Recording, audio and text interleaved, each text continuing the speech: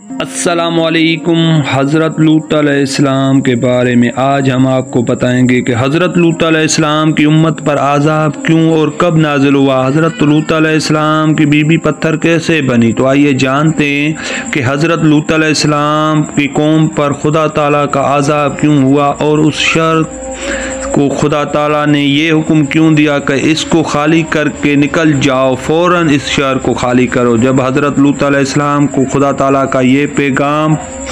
پہنچ رہا تھا تو حضرت لوط علیہ السلام نے اپنی قوم کو اکٹھا کیا اور اس قوم کو یہ سارا قصہ سنایا اور کہا کہ خدا کی طرف سے ہمارے کو یہ حکم ہوا ہے کہ ہمیں اس شہر کو فوراً خالی کرنا ہوگا۔ تو خدا تعالیٰ کی طرف سے اپنی قوم کو لے کر اور کسی بیابان پر نکلنے کی کوشش کی اور خدا نے یہ حکم دیا کہ اگر کسی نے بھی پیچھے دیکھنے کی جرت کی تو میں اس کو پتھر کی مورتی بنا دوں گا اور وہ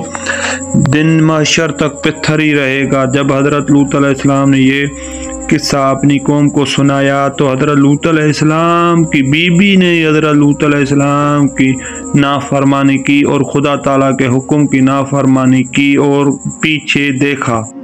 جب پیچھے دیکھا تو خدا تعالیٰ کا اسی فوراً عذاب نازل ہوا اور وہ پتھر کی مورتی بن گئی۔ جب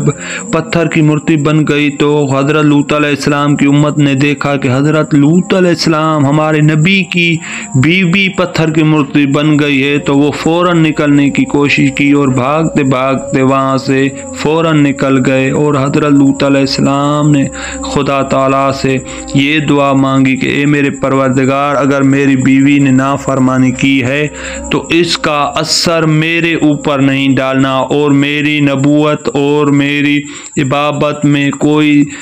رکاوٹ نہیں کرنا، اور میں تم سے